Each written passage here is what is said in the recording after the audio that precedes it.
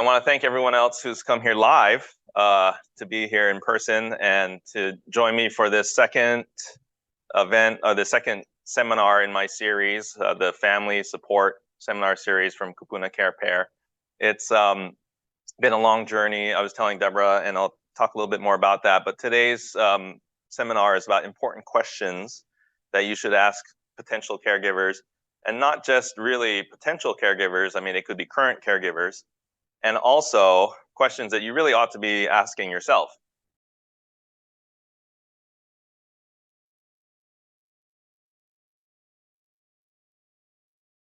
Okay, all right.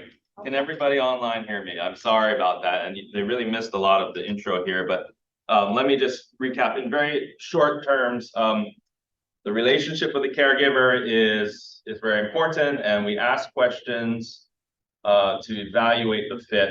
But in order for us to really evaluate, we need to have uniform questions and kind of a standardized criteria that we're using to compare apples to apples. Otherwise, you meet somebody who might seem appealing for one way, and we get kind of sidetracked with them, but then we meet somebody else who has some other strengths, and then we're not actually comparing them apples to apples. So it's a very important thing to consider. So here's a little fun quiz. And some of you know from last time, I like these little fun quizzes. Okay, caregivers, you let me know, raise your hand. Caregivers are A, paid slaves. Oh, okay. Okay, caregivers are friends or trusted companions. Person that you're closest, okay. They're tyrants. This says you're in my world now, Grandma. Caregivers are freeloaders. Anyone feel that way about caregivers? So I tell you, some spouses or some siblings feel that about their siblings when they're caring for each other. Caregivers are however I want them to be. No, okay, however they choose to be. Okay, I see it. Okay, so the answer is however they choose to be, right? And we talked a little bit about we talked a lot about expectations last session, and how you're in control of your own expectations, and they are fully in control of how they want to perform in this situation. But our perspectives and our baggage really color how we communicate to people. And you want to be yourself from the beginning, but red flags are a good thing. They're a true gift. If you're communicating with somebody and you hear something that you say, oh gosh, well, I'm really not comfortable with hiring this person. Or, if my sister is taking care of Mom and she's having to do her full-time job, plus she's got 3 young kids, then, that's a red flag that I'm hearing. And red flags are truly something that we can use to determine right off the bat, even before getting into more details, something seems wrong, right? And then at that point you say, this is not a good option, I'm going to move on. It's sometimes it's often not so apparent, and you have to kind of do trial and error and go through that process. But for the most part, we all kind of hear things that kind of pique our attention, and we can understand that there may be some issue that would come up, and we can prevent it. It's almost like a pre-divorce, if we're talking about the dating analogy. So when you're going through this process of evaluating a caregiver and understanding what the situation would be for them coming to your home, or for you taking your loved one to a facility, there is a framework that I'm going to give you, and I have 2 parts to it. I have something called the 3 lenses and the 4 areas of inquiry, and they're sort of complementary. They're sort of complementary, but they're also standing alone when you go through this process. And oftentimes people may choose 1 or 2 that they're using, but they don't actually consider all 4, or sometimes they have one of the lenses and they focus on that and not the others. The 3 lenses are aspects or elements or layers of the 4 essential areas of inquiry, which I'll go into more. The first one is, what are the requirements? Oh, and I see somebody frantically taking notes, but I will have this available online too. But feel free to take notes. Requirements and non-negotiables. what are the expectations that you have and that they have about the relationship? If I'm expecting that my sister is going to be awake at night to care for mom while she still has a full-time job and 3 children, okay, that's my expectation, but that might not be her expectation, right? And what are the non-negotiable things that we're not willing to budge on, right? So that's one of the lenses that we will adopt as we go through this process. The second lens is about timing. When is it good timing and appropriate timing to do this or to consider this person? And for how long? Sometimes people will think that they just found one option and that's going to last through their loved one's end of life. Oh, I'm going to move my mom to Honolulu and there we go, it's done. Or I have a caregiver who comes to my house and she's in her later 70s, but she's taking care of mom who's in her 90s, and it's going to last a long time. That doesn't always work, right? And there, in addition to the timing and the duration, there are triggers that can derail the situation very quickly. Injury, illness, financial issues, maybe some relative comes into the picture that you were hoping they were not going to be involved, and now they're involved. So there's several things that can trigger and derail how wonderfully everything is going in this situation. And the last lens that I really focus on in these seminars and generally speaking when I meet with families is the relationship, your relationship to the caregiver. What is that going to be like? Because ultimately, at the end of the day, it's kind of a radical thought sometimes, people tell me this, but ultimately, I believe that the relationship is more important than the activities of the care. A lot of my residents at my home rarely pass away and say, face death and say, I'm so glad that you gave us medications on time every day, right? Or I'm so glad that every day I got to play balloon volleyball or do exercise. It's the relationship that's most meaningful. And there's actually research about this. What's most meaningful generally in life is our relationships to others. And so it's very important, another lens, and these 3 lenses can be applied both to the caregiver, but also to you, right? What are your requirements and non-negotiables? When do you think the timing is right versus when does the caregiver think the timing is right for them? It goes both ways. So the 3 lenses are a way for you to evaluate and think about the 4 essential areas of inquiry. And it goes from, surface level, kind of easy logistical things, in my opinion, to what's very meaningful and that's the real core of your process, I think. So the first one, skills and capabilities. We'll get into this in detail, but skills, capabilities, what can this caregiver do? The tasks and the services that they're offering, the family engagement, and the communication. So these areas of inquiry are like just essential. You should ask something about each one of these 4 things when you meet a caregiver, or if you're thinking about bringing on your cousin who's volunteering to take care of dad. And without it, there's a lot of missing parts, and you might not really be evaluating, or you might not be really considering all aspects that can potentially, well, it may work, but it may cause problems as well. So the first one, the skills and capabilities. It seems pretty straightforward, and it is. Relevant training to what's needed for your loved one. What kind of training does this person have? I'll tell you from a personal perspective, my sister has no training in caregiving. And maybe she, that may result in frustration or stress for her if she's having to do these things at night, or maybe if there's dementia involved. And so what kind of relevant training does this person have? Now, we're not, this presentation, unlike the last presentation, isn't going to really put value on what that fit is, but at least you know that we need to ask about training. Then it's up to you to say, well, how important is that training for my situation, etc. Right? So relevant training.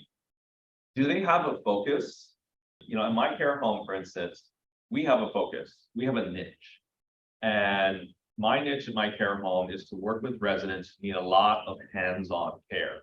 If people want to come to my home and they're, you know, maybe like 80 years old and ambulatory and like to go out and do a lot of activity, you know, they may not really value what I do at my home, because my home's niche is more about serving residents who need a lot of hands-on care. Maybe they can't ambulate very well. Maybe they are not able to feed themselves, or they have a lot of more struggle, right? And so does this person have a focus? Now, you know, maybe my brother has a focus in being a CPA or something, but not in the caregiving. And so, like, do I want to think of my brother as being an adequate person for taking care of mom, etc.? Do they have any expertise? Some facilities and some caregivers undergo a lot of training and have actually specialized services. They're not like nursing or medical services, but specialized services training on dementia, say. There's care facilities that specialize in dementia, and there's caregivers who go through programs where they actually have a qualification. Like, some of you may have heard of Tipa Snow, who's like this dementia care, the godmother of dementia care, in my opinion. And so they go through these trainings and they have actual expertise in it. And then do they have any qualifications? You know, generally speaking, caregivers may be like a certified nurse aide, or perhaps they're LPN or something, and they have some sort of qualification and actual certificate that they hold. And maybe that's important, maybe that's not, but it's good to know that, right? The next one is something that we tend not to think about too much, especially in the home setting. What is the ratio between the person caring for or providing the care and the person receiving the care? At home, it's generally a 1-to-1 ratio, one caregiver to one person receiving the care, be it your spouse, be it your parents. In Nita's case, actually, it's a 1-to-2 ratio, right? And so what is that ratio going to be like when they're performing the care? In facilities, you know, you may have a 1-to-5 ratio, or in my care home, it's kind of convoluted. We have like a 5-to-16 ratio, but in other places, they'll have like a lot of residents per caregiver, especially if it's like independent living or assisted living, where the residents are more active and capable. Then that might be a 1 caregiver to 12 resident ratio, or 1 caregiver to 15. And so what is that ratio going to be like? And what are they offering in that capability? Because the more the more people to take care of per caregiver, the less attention each person gets, right? That's generally the way it goes. And we'll get into that more. But lastly, you know, do they have strengths and weaknesses that they can communicate to you? That's a big one. You know, a lot of times we're not so well versed in that, or maybe we're versed in that, but we don't really say it up front. Especially, you know, like, let's say if we're dating, if I'm dating somebody and I may feel a little embarrassed to tell them, well, you know, I love dating people, but I'm really bad at responding to texts and calls. You know, that would be so great for that person to hear about me. But oftentimes, you know, it doesn't come up front. However, if they can express their strengths and weaknesses, that is really valuable to hear. And do they even know those strengths and weaknesses? That's another big part of this. Like at my care home, for instance, we have that specialty that I mentioned, or that focus. We also have some weaknesses. I'd say that preparing meals is not one of our strengths. It's not necessarily, I'm going to say it's not a weakness, but it's not a strength. You know, we provide great meals for breakfast, and then lunches and dinners I outsource to a different care facility, because that's not a strength of ours to do that. And it's important to be able to hear that kind of thing from the caregiver. You can even ask them as you're meeting them, you know, what is the strength or weakness that you have in this caregiving career that you do? or say if I, this figurative brother that I have, okay, I know that your strength is crunching numbers. What are your weaknesses when it comes to helping mom at night or being patient with her, that kind of thing, right? So those are the skills and capabilities that you really want to kind of ask when you're meeting people, or even ask of yourself when you're saying, am I really the best caregiver for dad? And then let's apply the 3 lenses to it. So your requirements and non-negotiables. Of these things, now you ask yourself, do they really have the capacity to do what's necessary or to provide that adequate care? After you go through this whole conversation with them and you talk about those items, then, do they have the physical capacity? Are they strong enough to do this? Do they have the emotional capacity? Are they burnt out? Are they trying to live their own life plus care for dad? And do they have the operational capacity? And by operational, facility, we tend to think mostly about staffing. Do I have enough caregivers to meet the needs of not just, your loved one, but my 15 other loved ones that are the 15 other residents that are somebody's loved one, right? And so, capacity is something that we have these expectations, but it may or may not match. And a lot of times caregivers, I said in the last session, that many caregivers are a little bit embarrassed to say that they can't do something, or that they don't know how to do something, and so they may not bring it up. But being able to ask, what are your requirements? What are your non-negotiables, you caregiver, for doing these things? Because sometimes, we may want to change them, or we may want something else that they can't provide. The timing and duration and triggers, for the home situation, not to put you on the spot, Deborah, but for the home situation, you're taking care of your husband right now. This is okay timing. It's working for now. The duration is maybe not going to be there for, I don't even know how long. Or Nita, you've got 2 parents, right, to take care of it. So how long is this really going to be sustainable is a big question. And what are some of the things about, say, the health diagnoses, maybe the financial situation, maybe whatever it could be, that would derail this option from being a viable option to take care of your loved one? A lot of times it's health, and either some kind of health decline or some kind of infection or illness, injury that will derail this situation and disqualify this caregiver from really being a appropriate situation. And so if you notice, for instance, let's say if you're sorry, I pick on you every session here. I know your situation a little bit better. If you notice that dad is starting to be uneasy on his feet, right? We could potentially anticipate that there may be a fall in the future, and that could completely derail your ability to take care of dad in the future. I said I put him in the hospital and not leave him. Yeah, that was my plan for my parents, and then they built this care home. So then I had to think, well, okay, I gotta deal with them. So that's another part of this. And then finally, your relationship. What do you, in your feelings about this caregiver, what do you need of this to maintain your confidence in them? Last session we talked about, I think I have it in here, but we talked about the biggest gift that a caregiver can give you, family member, is peace of mind. That they are not cutting corners, that they are doing what they're supposed to do, or that they're providing adequate care, right? They know what they're doing. They say they're doing they're doing what they say they're doing. Conversely, the best gift that you give to them is your trust and your support of their efforts.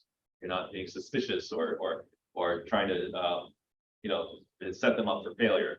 And so really, a lot of times these are great things, but if it's not enough, people start to lose confidence in that caregiver or in that situation. And we don't want to get to that point, because then the relationship kind of falters. Okay, the second essential area of inquiry is the tasks and services. this is where, this is still very surface level stuff, right? The first one was the first layer, and then now we're going a little bit more inside and deeper here, but what tasks and services are offered? Now, like offered as in my sister can maybe take mom to the toilet once a night, but like it has to be 5 times a night. She can't do that, right? And so what are the core activities that they can do? Can they even give meds? Do they know how? Do they do meals? Can they give meals? Are they what activities of daily living, ADLs, are they going to assist with?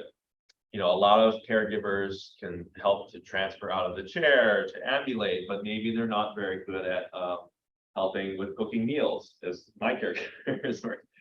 So what activities really are included in this situation? Now, if you're taking care of a loved one at home, basically you're doing everything, right? Unless you hire somebody and you offset that, or you offload it to Meals on Wheels or something like that. And then what are your nice to haves? Because we all have nice to haves we want, like extra little perks, like, oh, this care facility has a wheelchair van that they can take mom to her appointments. That's a nice to have.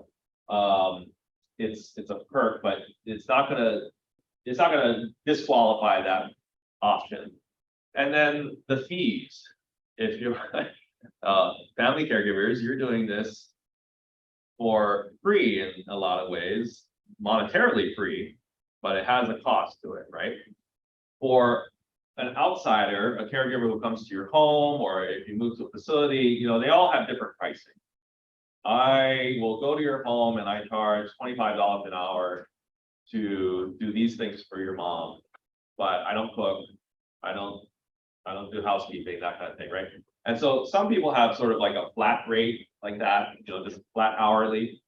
Other facilities generally will have tiers, or like, right now it's like childcare, for instance. I have a nanny taking care of 2 kids right now, and it's she charges more for 2 kids, right? So there's tiers. If somebody has a diagnosis of dementia and they have to work with, they may have a different tier system. There's a different care home facility in Manoa where they say if somebody is needing nursing services, it's automatically, this much more per month, right? So some places or people will charge by tier, and then others will charge a la carte. Well, how many meals a day do you need? I'll charge you for each meal, or perhaps what? Hi, come in. Are you? They may have an a la carte pricing system, which is more, depending on how it's structured. Have a seat. Depending on how it's structured, a la carte can be very clear and understandable. And then, do they charge some kind of deposit? How do increases occur over time? Because there are always increases. Are they going to give you a refund on anything that you may have prepaid? And how are they going to penalize you, say, if you damage something, or if you don't pay for the month, right? And so these are very important things to ask, because sometimes families get a little bit sidetracked or blown away by, oh gosh, I have this non-refundable deposit to Arcadia of like $1 million or something. That's maybe going to disqualify this situation for me, right? So tasks and services are offered. And now let's get into the lenses. Your requirements and non-negotiables. What of these services do you really, really need, right? And what are they willing and not willing to do, right? Because like you may want them to spoon feed dad, but if they're not willing to do that, then it's a non-negotiable that we can't budge on, right? And so this oftentimes can be a real disappointment to families when they engage in it, not asking the questions, and then later on after the fact they find it out and they say, well, what do you mean you're not going to spoon feed dad? Who's going to feed him? He can't do it himself. But not hashing out that in the dating phase, or not finding out in advance, can really derail the situation, right? So really kind of understanding what you need, what you want, and what your non-negotiables are for the caregiver is very important. what happens to all of this when there's declining health? I can tell you off the bat that in any facility, care facility, when somebody's health declines, they charge more. That happens. It's not because they're malicious or taking advantage. I mean, well, who knows? But a lot of times there's just a lot more work to do when somebody's health declines, right? Maybe it takes more expertise. Those are the two situations that my rates go up for an individual resident. Either they require more caregiver labor and or they require a lot more expertise, management from the administration, all of these things, right? My nurse gets involved. And so what happens over time as your health declines and will that change? And you want to ask those questions. How will this change? And last seminar, we talked about, the silver lining of a diagnosis like dementia or Parkinson's, where you can kind of anticipate sort of a trajectory of how that will go. So then you'll be able to sort of predict, okay, I know that in the future I'll need this, so how is it going to influence these things, right? And lastly, your relationship. Can you accept what they have to offer without becoming resentful or without really wanting to change them? We go back to the dating analogy. It's so much fun, but it's true. It's like I meet, let's say, let's say I'm my wife and I meet Todd and he says, he looks so great. It's got a lot of good things going for him. I'm gonna change him too. I'm gonna mold him in what I want, right? Sometimes that may work. A lot of times people won't accept that, right? And so we have to think about our relationship to the caregiver as it relates to these things and how we may or may not be able to accept it. Because again, if you're not able to change them the way that you thought you could, are you going to start to erode that trust and that support that is the biggest gift that you can give to them, right? So if you can hash out these three things up front, again, it's really valuable, really helpful, so that you don't engage with them and then suddenly you have to think about moving mom or dad out in the future. Okay, family engagement. This is one that is getting deeper and deeper into kind of important things that I think of.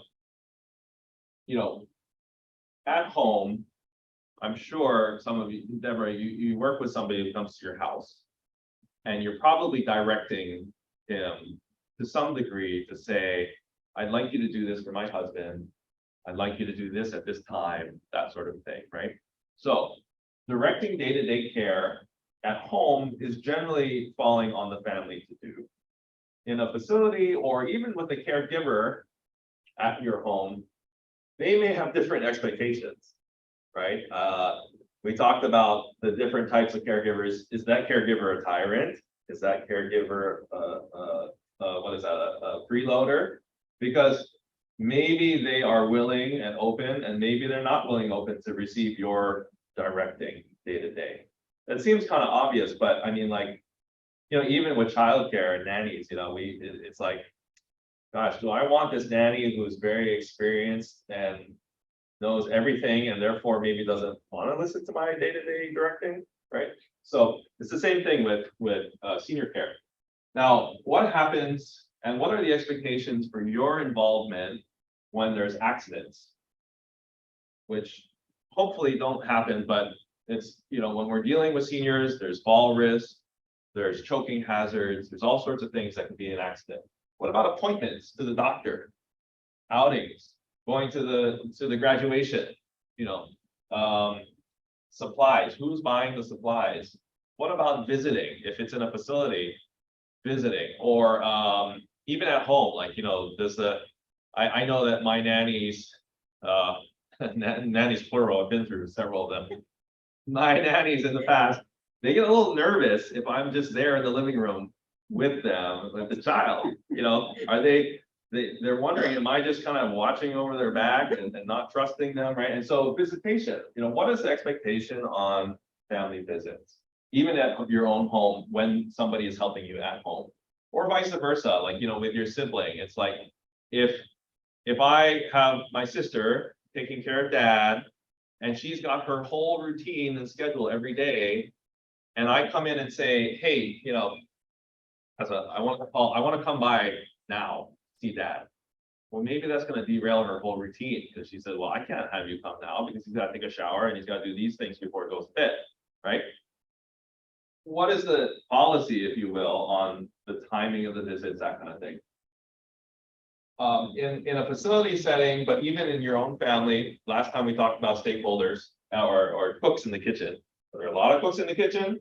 Is there one cook in the kitchen? You know, is there one person who's deciding on the care and the finances and the healthcare decisions, or are there 3 different people? Or I've had a family in my care home where there were 5 siblings all doing the same things. And so that gets a little complicated, to say the least, right? And lastly, you know, what's the expectation for the family to support the caregiver when it comes to something like behavioral issues, when it comes to something like convincing dad to take a shower, when it comes to, I don't know, I'm hearing like a lot of like, oh, yeah. What are the expectations on the family being involved or not? Because some places, okay, in my care home, we very much expect family members to support us if there's a situation like a resident is trying to leave the facility and that's not something we want them to do, or if if they are depressed and that we can do all these activities at our home, we can feed them very well, we can do all these things, but really what they want is just to see her daughter, right? Like, what is the expectation on the family being involved there and supporting the efforts of the caregiver? So let's apply the lenses to that. What level of involvement is expected of the family, and what level of involvement is allowed? We talked about helicopter children, and at home, the helicopter child is it's friendly skies there, whereas sometimes in facilities the helicopter child is encountering the no-fly zone. So it's really like, you know, an expectation that you have to kind of really hash out, because again, you don't want to engage with this person or your sibling or whomever and then find out, oh, this is not going to work, right? After you've already gone through all these steps. The timing, the duration, and the triggers. So now, again, what circumstances or when, at what point of some situation do we finally want the family to get involved? I have a resident now at my facility who likes to try to leave the home. And, you know, we have it as an option to call his wife and to say, I need your help to talk to him on the phone, to try to calm him down and say, you know, this is your new home, basically, right? But we don't get to that point without doing so many steps. And other caregivers, I mean, I'm thinking of childcare, but I've had some caregiver nannies who call me at the first sign of some sort of thing that comes up. Oh, you know, your baby is not sleeping. Well, gosh, I mean, did you try to hold him? Did you try these things, right? And so, yeah, is he hungry? When was the last time you fed him? So, like, you know, at what point is this person going to involve the family? Because some families, we talked about last time, some families do not want to be involved with this. They've got their own lives. They got things to worry about that don't include the caregiving. Other families may want to be involved with everything. And it can be kind of an issue. Like I had a different resident years ago who had a form of dementia that, you know, causes well, senior loneliness is a huge thing, but he was very lonely, and every time he'd see his wife, it would be like the sun is shining. But once she leaves the home, it's like he had a lot of behaviors and a lot of issues, right? And so you know, we eventually kind of came to some agreement. It's like, how often should you really be coming? Because in a way, it's like, it's great that he sees you, but afterwards, he's struggling for hours and hours. And so, you know, how should we work this out, right? You want to have that conversation. And then, again, in your engagement, how will that affect how you view each other. I mean, we, at my home, we talked about cameras, video surveillance cameras in the residence bedroom, and we allow that. We say you're welcome to bring a camera system to your loved one's bedroom, right? Because we feel like that's okay. We feel confident in what we do. Other caregivers may feel very nervous about that, and it may affect their view on the amount of trust and support you're giving them. Or vice versa, if they're giving you kind of a cold shoulder every time you visit, then are you going to start to have the peace of mind that they're actually doing everything they're supposed to, right? So that's another important aspect of this. And then the last one, excuse me, is communication. Now this is a fun little graphic. It's explaining the differences between Western culture and Eastern culture, especially China. Okay, so if there's a problem, oftentimes in Western culture, you just hit it straight on. Whereas in Asia, a lot of times they'll work around the problem. Or when they're communicating something unpleasant, I'm just going to tell you flat out, I don't like your face. But somebody might say, yeah, I mean, that's, I think the example is Germans. Yeah. Very direct, right? Whereas other people might say, well, I mean, all these reasons. At a party, do people come together, individually or small groups, or are they all together in one circle doing some activity, right? And then this one is how people view authority. In Western culture, a lot of times authority is kind of viewed as somebody who's elevated, but is still kind of accessible. Whereas in Eastern culture, it's somebody who's they're the boss. Whatever the family wants, that's just what I'm going to do, even if I think that it's a bad idea for their mom. Right? Communication. We have different styles. We have a lot of different cultural differences and influences when it comes to communication. We have even different pace. Like, can you get to the point? Or what are you talking about, right? It's different pace in how we explain things, and are they providing a lot of detail that I find unnecessary to hear about, right? So the communication style and the way it comes out. How available is this person to speak to? Are they difficult to reach? In a facility setting, are they like, is there a caregiver somewhere in this care home that I can talk to? Did I just walk into the home and there's nobody here and I could just walk somebody right out, right? How available is the caregiver in this situation, or at home, for instance? Like, let's say that you are toddlers expect their parents to be available every single moment. And there's all these, pictures online about mom just hiding in the bathroom. Can I have a moment to pee? And my toddler is not just busting on it, right? So how available, what is the expectation on how available this person is? Because that may not be the case. And then are there layers to have to kind of dig through to get to the person that can make the decision on something? In a large facility, this stresses people out all the time. Nursing facilities or hospitals in particular, I hear it from family members where they say, I can't get a straight answer about when dad is going to get discharged. I talk to the social worker, they say, I don't know. I talk to the nurse on the floor, they say, well, it's going to be in a few days, but we got to talk to the medical director. Like, how many layers do you have to go through? Because you may find that's really annoying. You may also like that structure. It just depends on the match, right? Oops, sorry. And it can really, again, break the feeling of having a peace of mind for you family members, or it can really, if me, professional caregiver, has a family member that doesn't want to talk to my managers, they want to go straight to the top, then that can be problematic, because the top may not really be accessible. I have the other things to do, or we have different roles, right? And if somebody's constantly jumping over the caregiver to go straight to the manager, that can create a feeling that the family doesn't trust or support the effort. right? And, oh, this is another big one. Oh, gosh, frequency and level of the reporting detail. Some people expect to get a text message every hour. Or, I mean, that's extreme, but maybe every day.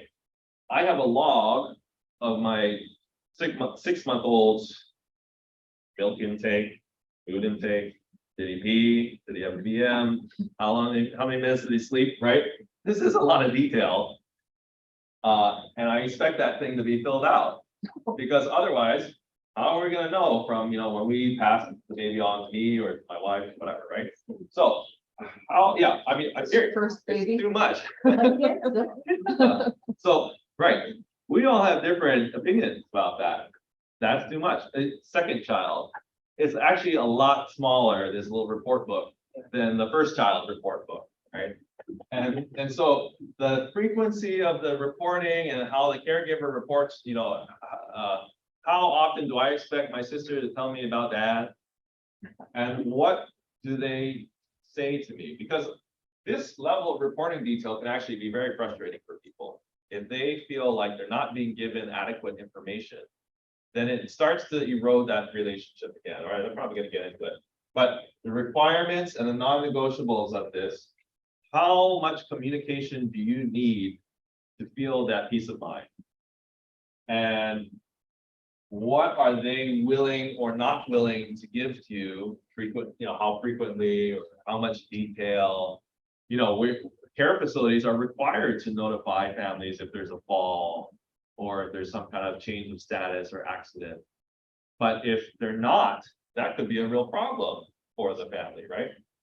And so how much do you need? The style of it. Are they actually willing to give it to you? Those are very important questions. And to me, we're at the most deepest inside layer of this 4 essential areas of inquiry, because this is the one that's most not straightforward or not black and white. We have so many variations between each one of you in this room and myself. We have so many variations of this. So that's why it's so important to focus on communication. The timing, the duration, and the triggers. How promptly are you expecting this to come to you? At my care home, we send the families a message once a week. Some families want it more frequently, and so we have to work that out with them. But once a week is kind of like when we give a report. And another thing would be like if there's an accident, for instance, how promptly do you want to know that there was an accident? Because in facilities, one of the things that a lot of families don't realize, in a facility, like we go straight to EMS if there's an accident. We don't call the family. We will call EMS first and the doctor first and do all these steps that we have to do before we call the family. And some families may not really like that. They may feel like, gosh, you didn't tell me about some kind of fall, that happened like an hour or 2 hours ago after so the promptness of that communication and the expectations on it are really important to match. Vice versa, we have some family members who want to make the decision whether or not to send their loved one to the hospital or to the emergency room.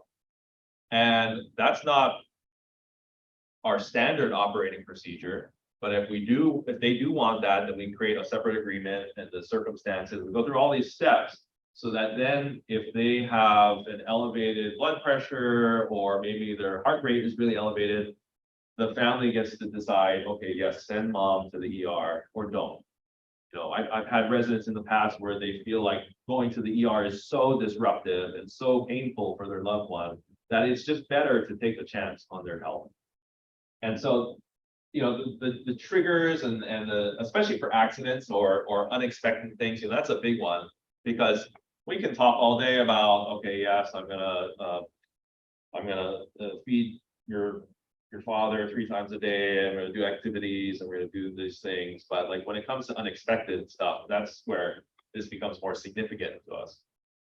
And then your relationship. So does this communication bring you further together or further apart? Closer together or further apart, right? And that's like the whole dating analogy again, where like every date I go on with somebody, like, am I finding red flags in this that is gonna cause me to feel like this is not gonna be a good relationship? I think all of us to some degree can very quickly feel whether or not we're getting closer to the person or not. It's maybe, how upfront we are with saying that is varies from person to person, but like emotionally, we all can feel that like separation growing or minimizing. And so it's important to try to get out there and say it. Maybe not the I don't like your face, but some balance between presenting it in a harsh way versus in a way that's going to be too indirect. So communication is the deepest essential area of inquiry that I find will make or break your care situation, either be it at home with a family member or with a professional or in a facility. Okay, so I wanted to first, before I get into talking about this, any questions about those? That was a lot. That was like drink from the fire hose. I know. That's why I record this so that you can watch it, and hopefully my recording is adequate. But any questions, or for those of you online, any questions about that? Okay. Well, I wanted to talk a little bit more about standardized questions. Okay, and so my website, has anyone looked at the rest of the website on there? If you haven't, that's great. So I'm going to introduce it now. Kupuna Care Pair is my website, and it's got these three elements, of which I'm going to talk about the last one. But the first one is just to briefly introduce. It has a quiz that you can take. It doesn't require any personal information. It's all multiple choice, and it asks you about 8 different questions. And depending on what answer you give, it will spit out maybe like 30 different possible types of care. And the whole idea is that based on your care needs or your loved one's care needs, their budget, or their personal preferences, it will narrow down from the like 1,800 facilities and care services that we have in the state to just like one category based on those things. So like, because of your budget and because your spouse is adequately cared for at home, like, think about daycare, or think about, because they need 24/7 supervision. I think you really ought to think about going to like a residential facility or an assisted living facility. The second thing that is on the website is just everything I know about senior care that I've come to conclude and learn about over the last 10, 12, 13 years I've been doing this. And I put all that information on there, so you can very quickly and very easily learn the basics of like, what is a care home, what is a foster home, what is home care, daycare, nursing facilities, what do they generally cost? What are the good and bad things about them, right? So that's the second kind of big component of my website. And then the last component, which I'm going to talk more about, is the elderly care marketplace of right now just residential facilities. But as we're talking about needing standardized questions that we ask of the caregiver, or in this instance, facilities, in order to get the apples to apples comparison, we have to call each one of them usually and ask them a whole long list. But the website I've created kind of operates like if you were to book a hotel online, or if you were to buy and sell a house, each one of these pictures is actually a facility. And if you click on that, you'll see pictures of the home, you'll see a description, you'll see how much they charge, you'll see all of these different criteria and the apples to apples comparison. This is so much faster to do by clicking buttons than picking up the phone and calling all 467 care homes in the state, if you can even find the list of them, right? And so there's about 100 different things that you can click on to then narrow down what you're looking for. How much do they start at charging? Do they have private bedrooms? Do they have private bathrooms? Will they take my pet? Do they require a COVID vaccination? Do they have, what's their staff ratio like? All these criteria are on there so that you can click on it and then you can see it very quickly and easily to understand, okay, what is the market like? How does that compare to my expectations, my budget? Like, do I expect a private bedroom and a private bathroom and a nurse on staff? And I also expect to pay $2,000 a month, like, it's a great tool so that one, you don't have to pick up the phone, but two, you can very easily and more uniformly compare the market. Right now, it is voluntary for them and they manage their own listings. So, maybe if they're not trustworthy, they're putting false information. But there's about 150 care homes, foster homes on there, and that's like 10% only of the residential care in our state. At least though, it's a good cross section of what we have available so that you can get a sense again of like what's out there. Right now, it's only for residential facilities, but it's good to know what there is so that if in the future you need to prepare for this, you can see those resources. So, and this is an example, right? So like, instead of calling 148 care homes because I want a private bed, a private bath, vacancy now, and less than 6,000 a month, I can just click those criteria and it narrows down, now there's 97 that actually have a private bedroom. The rest are shared rooms. Of the 97, only 30 of them have a private bathroom and a private bedroom, of which only 16 of them have a vacancy now, of which only 5 of them charge less than 6,000 a month, right? So this is just a way to really more quickly and easily find what you're looking for. It does take a step further where you can actually click on a button and then send them a message. And you say, hey, look, I'm interested in your home. And then they say, okay, here, come for a tour. Come on by, here's our address, here's my phone. And so just another resource for you to understand what's out there. I want to close out by saying I have a cheat sheet of what we just talked about, because how could you possibly take all those notes? We have the video that's recorded. In front of you, you'll see there's an evaluation form. If you want the cheat sheet, you can help me fill out the evaluation form. Or if you take a picture of this on your smartphone, then it will send you to an online thing, and then you can do it online. And like last time, I'll give you the cheat sheet, even if you don't do the evaluation. But do consider giving feedback on the evaluation form so that I can pass that along to Elderly Affairs Division, as they are sponsoring this seminar. And oh gosh, I think in our intro, I missed that slide. I'm required to say that Elderly Affairs Division, Honolulu City and County Elderly Affairs Division is sponsoring this so that it is no cost to you, and it's funded by a federal Older Americans Act. I don't know what happened to that slide. But any questions? This is the end of our presentation. So actually, we do have upcoming seminars in this series, right? So the next one is on June 24th. It's not going to be here, unfortunately. It's going to be at Kamaki Library, but deciding the most important care priorities for your kupuna. This is a really important thing, because if you don't know what you need, then you might not have the right way to evaluate those caregivers that we're talking about, right? So there's many different priorities to go through as you're evaluating caregivers, and you kind of need to know what you want versus what you need. Then on August 5th, I have an introduction to elderly care options, and it's just a really good rundown of everything that we have in the state, home care, daycare, care homes, etc. And we'll introduce each type, sort of the pros and cons. And then on August 26th, I have a seminar on extending care at home. What are some ways to do that? Best practices. How can I extend it longer? And then what are some of the hidden costs of doing that, right? So these are the 3 seminars I have left in this series.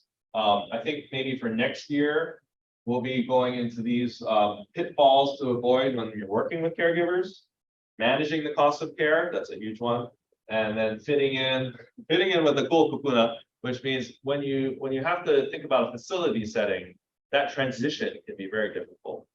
And putting your loved one into a facility, it can be very stressful and high pressure. And you need to kind of know what is going to be the best arrangement for them to feel like they're engaged, they feel like they can connect to other people, that they're not going to be excluded and that kind of thing. So those are the upcoming seminars, probably for next year. And that was it.